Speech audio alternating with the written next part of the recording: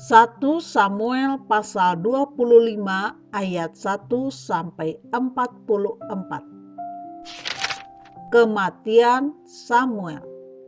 Dan matilah Samuel.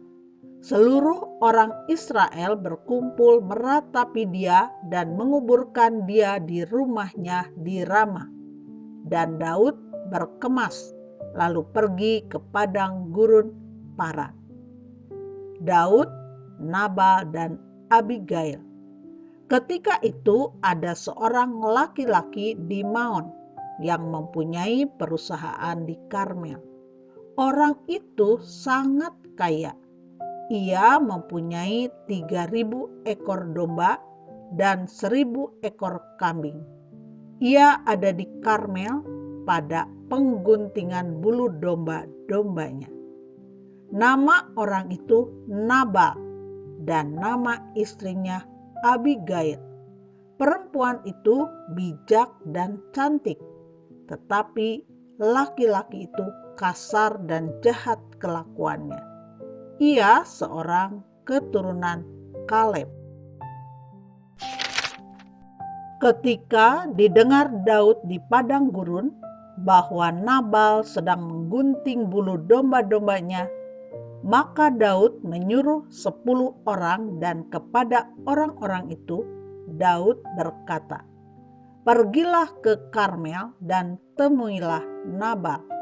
Tanyakanlah keselamatannya atas namaku, dan sampaikanlah salam ini kepadanya. Selamat, selamatlah engkau, selamatlah keluargamu, selamatlah segala yang ada padamu. Baru-baru ini aku mendengar bahwa engkau mengadakan pengguntingan bulu domba.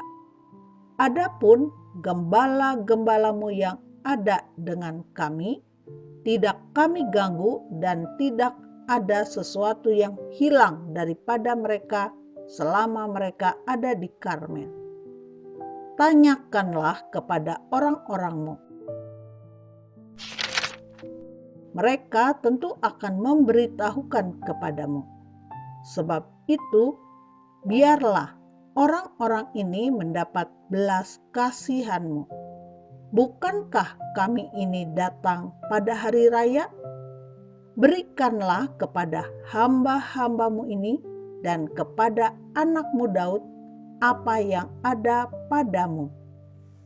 Ketika orang-orang Daud sampai ke sana, berkatalah mereka kepada Nabal atas nama Daud, tepat seperti yang dikatakan kepada mereka. Kemudian mereka menanti. Tetapi Nabal menjawab anak buah Daud itu, katanya, "Siapakah Daud? Siapakah anak Isai itu? Pada waktu sekarang ini ada banyak hamba-hamba yang lari dari tuannya. Masakan aku mengambil rotiku, air minumku, dan hewan bantaian yang kubantai bagi orang-orang pengguntingku untuk memberikannya kepada orang-orang yang aku tidak tahu dari mana mereka datang."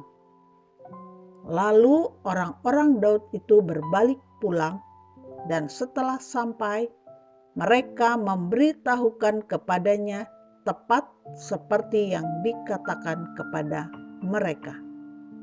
Kemudian berkatalah Daud kepada orang-orangnya, "Kamu masing-masing sandanglah pedang." Lalu mereka masing-masing menyandang pedangnya. Daud sendiri pun menyandang pedangnya. Sesudah itu kira-kira 400 orang maju mengikuti Daud, sedang 200 orang tinggal menjaga barang-barang.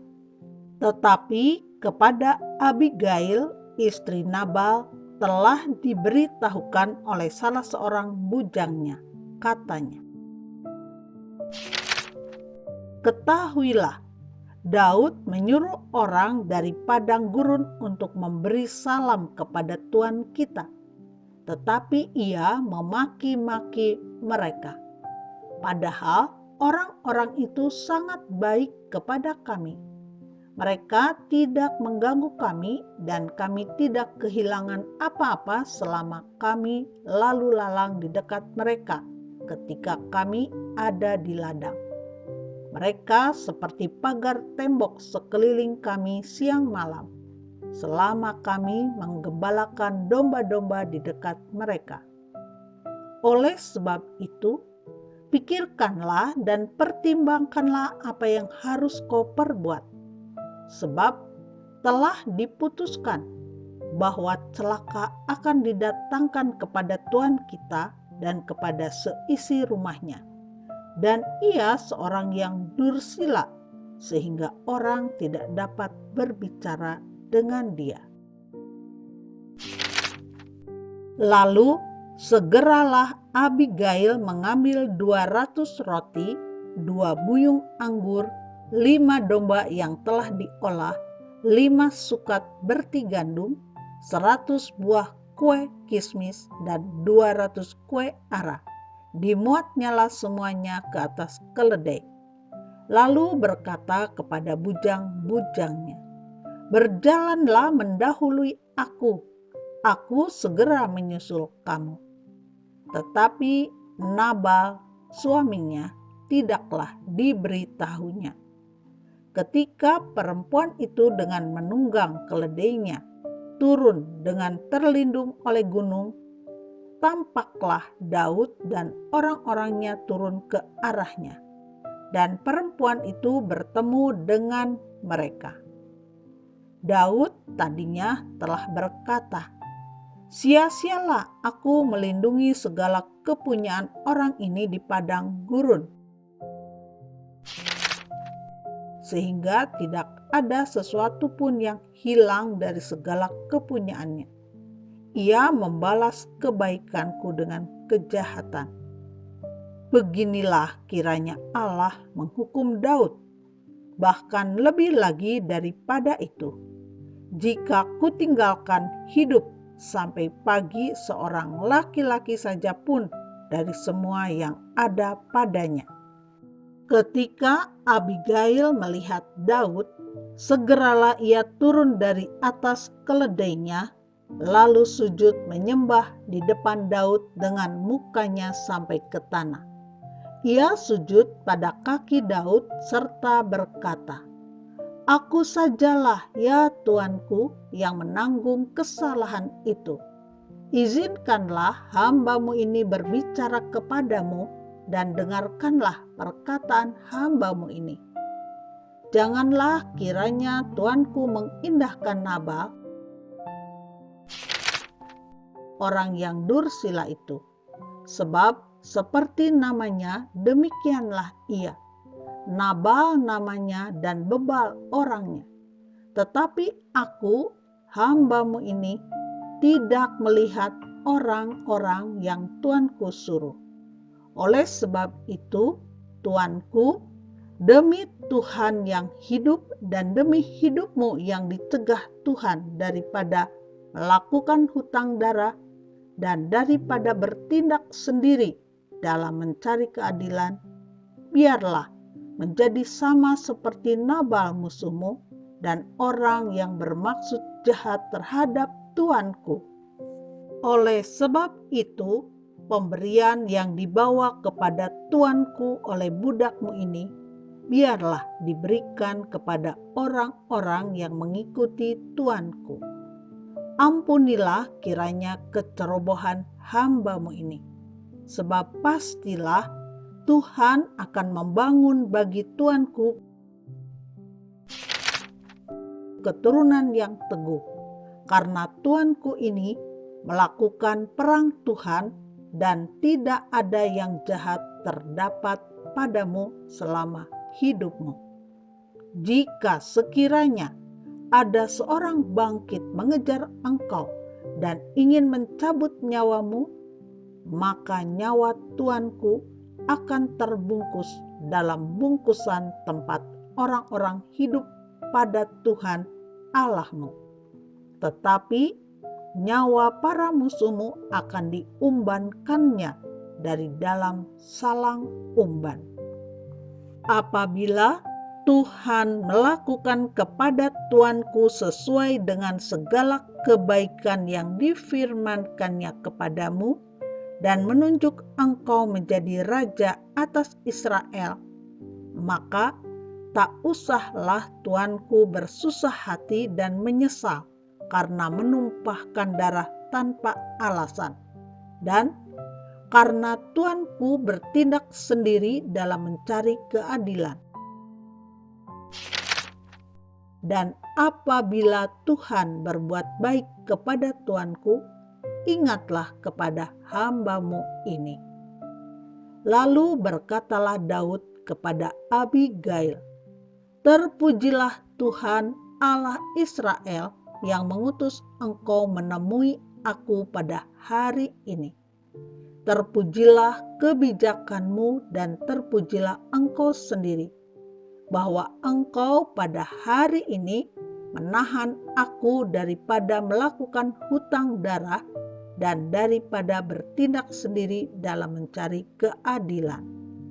Tetapi demi Tuhan Allah Israel yang hidup, yang mencegah aku daripada berbuat jahat kepadamu, jika engkau tadinya tidak segera datang menemui aku, pasti tidak akan ada seorang laki-laki pun tinggal hidup pada Nabal sampai fajar menyingsing.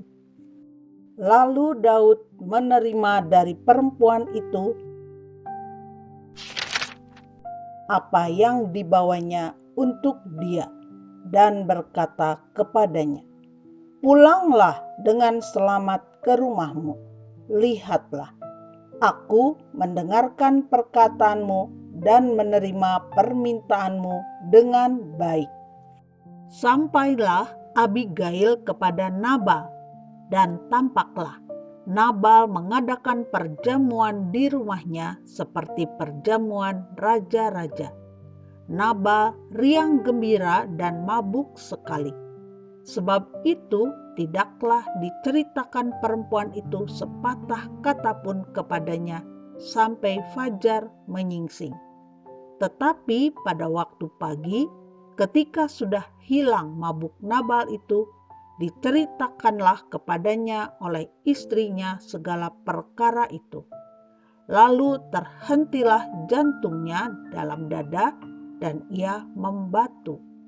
Dan kira-kira 10 hari sesudah itu, Tuhan memukul Nabal sehingga ia mati. Ketika didengar Daud bahwa Nabal telah mati, berkatalah ia, "Terpujilah Tuhan yang membela aku dalam perkara penghinaan Nabal terhadap aku dan yang mencegah hamba-Nya daripada berbuat jahat. Tuhan telah membalikan kejahatan Nabal ke atas kepalanya sendiri." Kemudian Daud menyuruh orang untuk berbicara dengan Abigail tentang mengambil dia menjadi istrinya. Para hamba Daud datang kepada Abigail di Karmel dan berkata kepadanya, "Demikian, Daud menyuruh kami kepadamu untuk mengambil engkau menjadi istrinya." Lalu bangkitlah perempuan itu berdiri. Sujudlah ia menyembah dengan mukanya ke tanah sambil berkata, "Sesungguhnya hamba-Mu ini ingin menjadi budak yang membasuh kaki para hamba tuanku itu." Kemudian berkemaslah Abigail dengan segera. Ia menunggang keledainya dengan diiringi 5 orang pelayan perempuan. Ia mengikuti suruhan Daud itu dan menjadi istri Daud. Juga Ahinoam dari Yezreel telah diambil Daud menjadi istrinya. Kedua perempuan itu menjadi istrinya. Tetapi Saul telah memberikan Mikal, anaknya perempuan, istri Daud, kepada Palti bin Lais yang dari Galim itu.